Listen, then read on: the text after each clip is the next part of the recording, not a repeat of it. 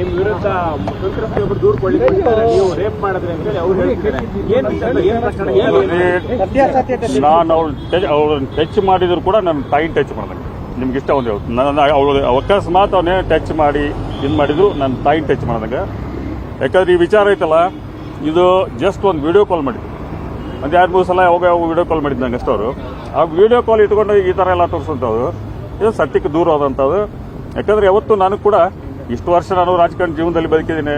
ರಾಜಕಾರಣ ಜೀವನದಲ್ಲಿ ಕೆಲವು ಮಂದಿ ಹಿಂದಿನಿಂದ ಇಂಥ ಕೆಲಸ ಮಾಡಿಸುವಂಥ ಸಹಜ.